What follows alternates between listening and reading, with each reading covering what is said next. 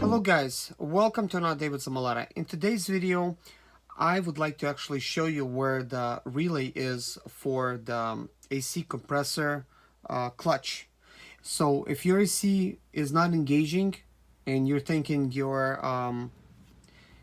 have enough AC fluid, you know, possibly you have like a new AC compressor, you know, like there's like no leaks, everything's running, but no cold air is coming on, and you're noticing that AC compressor is not engaging.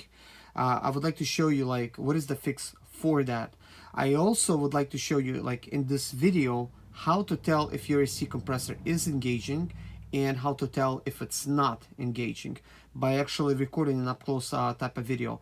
So let's begin. Let me show you where the AC compressor relay is and how to hack the AC compressor relay in order to cause it to come on. So let me show you. Guys, before we begin, I want to make sure that you have the AC button pressed. You know, I know, you know, I'm pointing out the obvious here, but just in case if you never really dealt with AC before, it's not enough just to put it on cool or have it running. You have to also turn the AC button on, and if you want to turn it off, you could turn it off, and you could also put it on rest type of mode. So that is the modes for it. Put it on high and then you could fuel it up.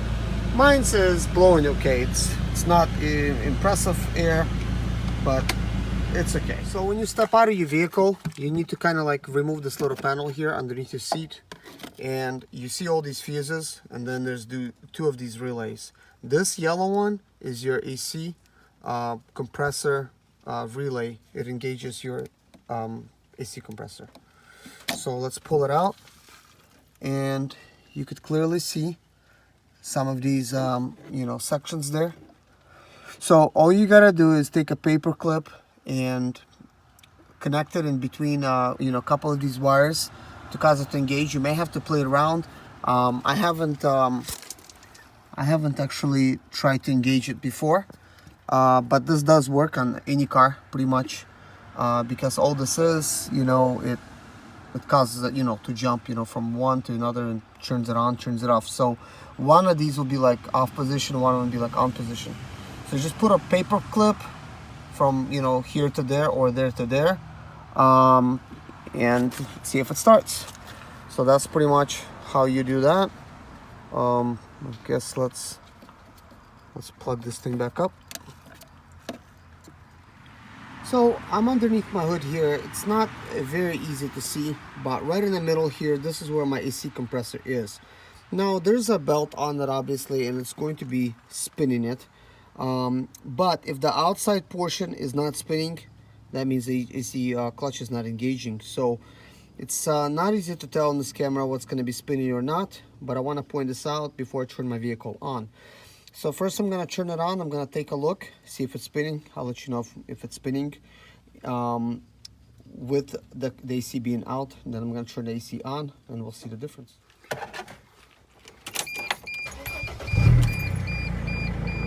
Okay.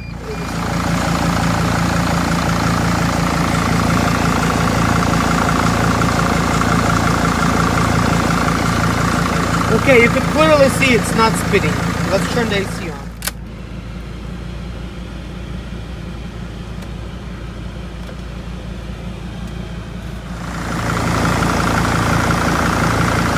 I can definitely see the AC, it's not engaging. I could definitely see that. There's a weird thing that happened. As soon as I disconnected the yellow,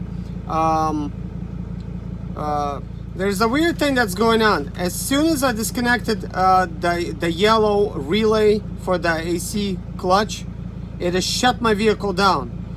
So I tried to turn it on with it being disconnected. It did not come on. Now this is a little bit weird because the dealer said that that's the relay for AC compressor. Why would it shut the van off? Like, I don't see like why that would happen. It's quite weird, unless it's, you know, in the wrong spot. Also, check engine light came on. Let me show you. There it is.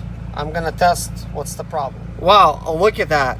fuel rail system pressure too low. So somehow that actually controls the fuel rail.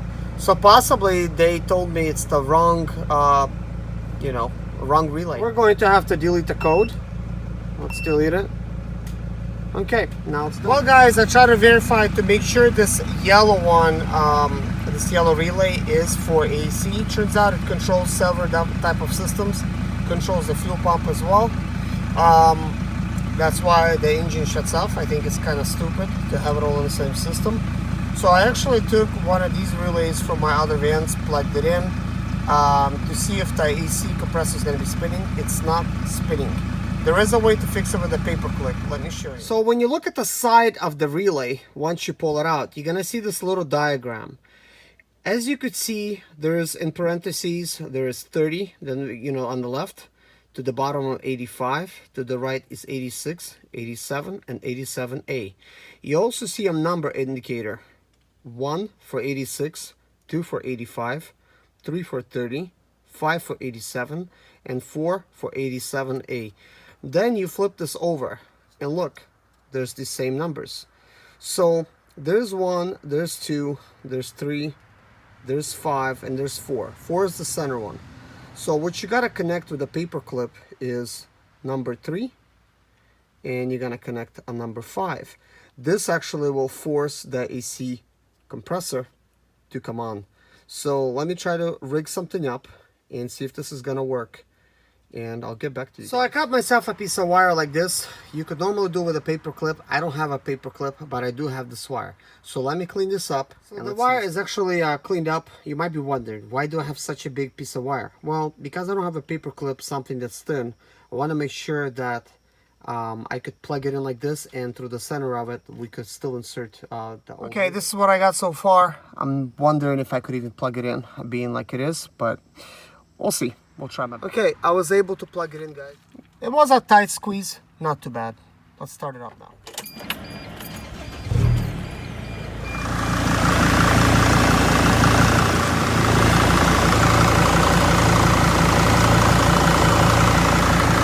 Obviously we got this plugged in fine, but it did not kickstart the actual compressor. We're going to attempt another test, and for this I'm going to try to release some pressure, see if that's going to help start.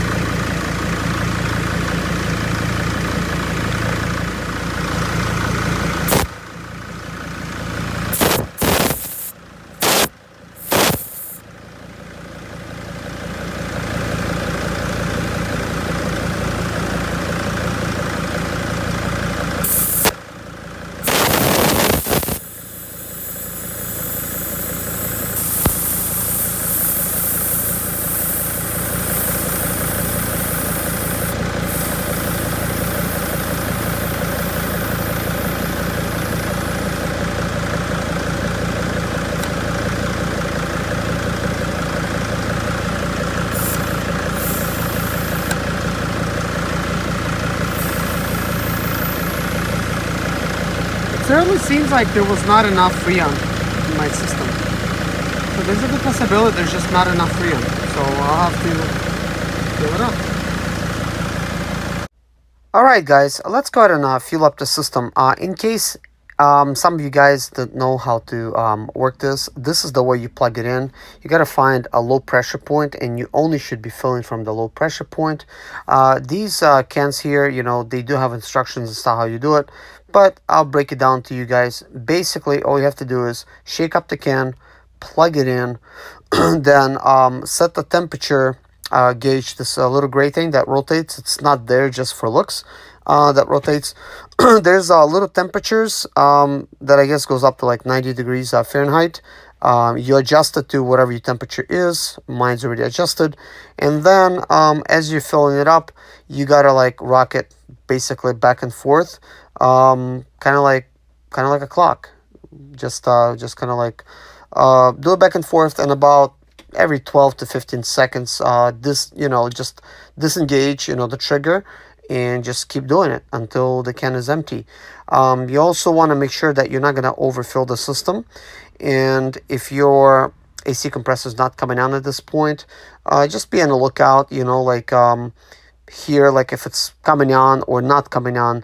I guess it would be like important for you to see like, okay, was I low on fluid, or could this be my relay or my wiring or whatever the case may be. For me, obviously it was just like I was a little bit low, so it was not coming out for me, so I needed to fill it up. But one of the confusing things, even for an expert like me, when working with these printers, sometimes, stuff like this throws a curveball. When I connected the bottle last time, it showed to me that I was in the red. And I'm thinking, how's it in the red? I've never used the AC in here.